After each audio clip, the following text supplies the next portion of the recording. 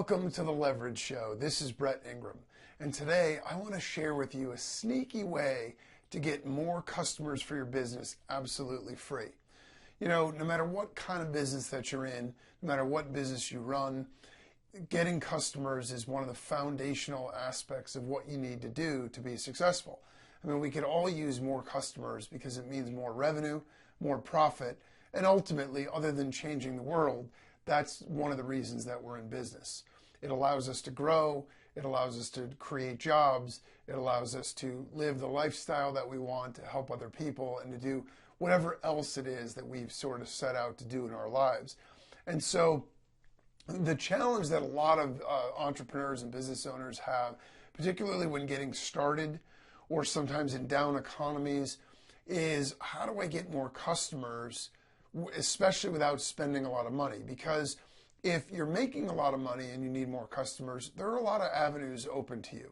You can advertise, you can promote in a lot of different ways, and you can get more customers through those avenues. However, if you aren't doing that well, or if money is tight and sales are down, it's sort of that catch-22, because you feel like you need to spend money in order to get more customers, but it's very risky to want to spend more money if you're not sure it's going to work because you don't have a lot of money to spend.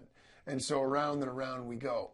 So I've found that it's always great to have a few tools in your toolbox to allow you to go out there and just use sort of your, use sort of your wit and your other skills as opposed to your pocketbook in order to get more customers and make more sales. Now, there are a lot of ways to do it, but here's one that works particularly well. What you do, the idea is to, when you identify obviously what industry that you're in, you want to find companies that have a similar customer base. Now, if you are a brick and mortar, like geographically located business, the one that's going to make the most sense for you is other local businesses.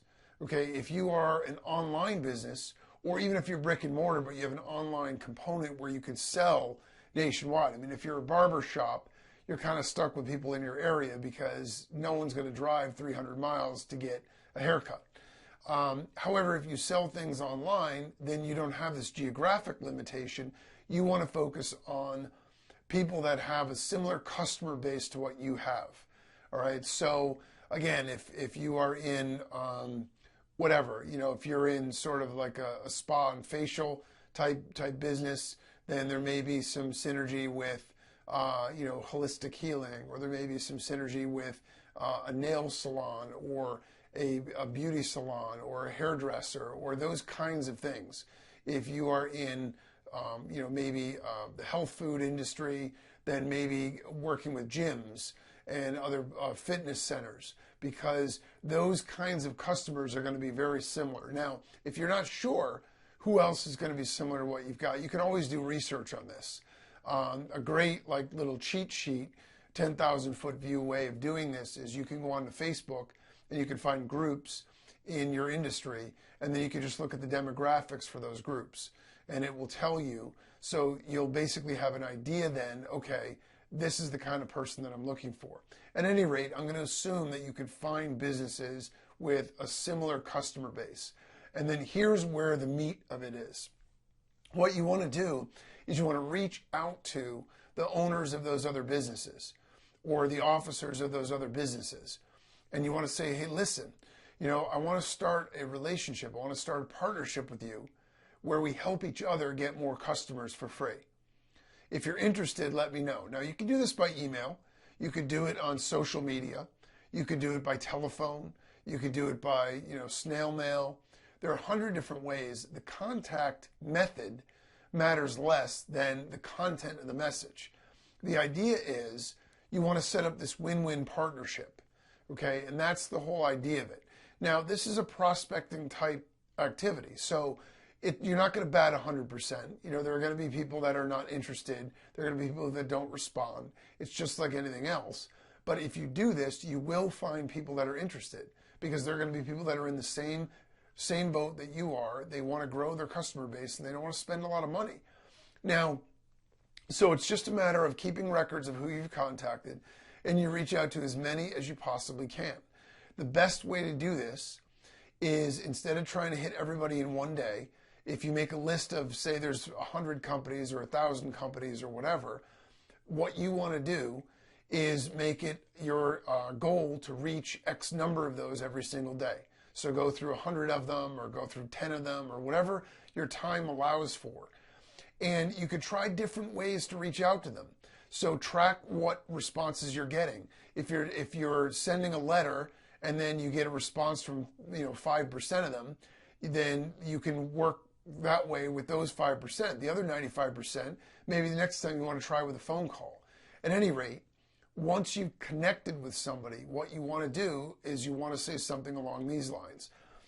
I have a business in, blank industry, which is similar to your industry in terms of our customers are similar. People that would buy my stuff most likely would buy your stuff as well, and vice versa. So here's what I had in mind. I was thinking that we could help each other by promoting each other's businesses. And there's a number of ways you can do this. It's going to depend on your business and their business. If it's a physical business, you can literally have coupons or handouts, flyers for the other business in your place of establishment and give them out to your customers. If you are mail order, you can literally stick a flyer or a coupon for the other business in your actual boxes as you ship them out.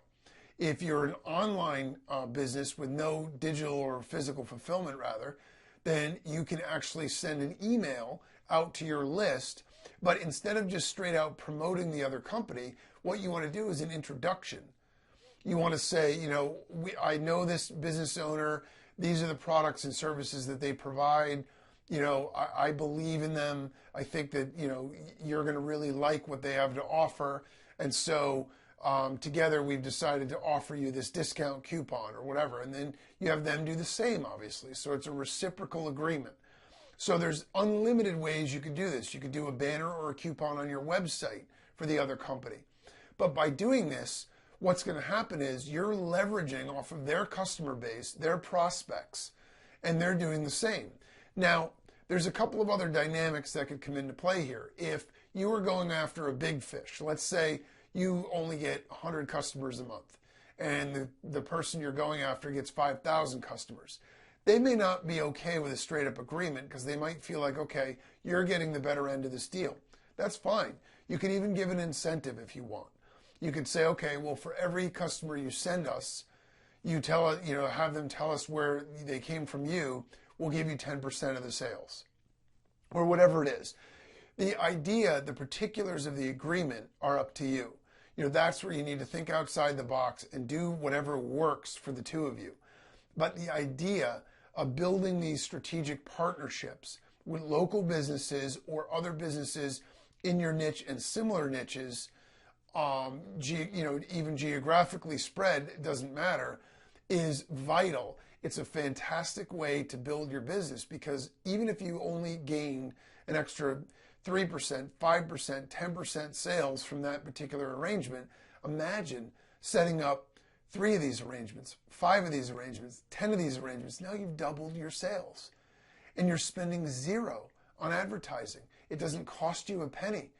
Once these agreements are set up, as long as you guys are both fulfilling each other's end of the deal, it's going to continue forever.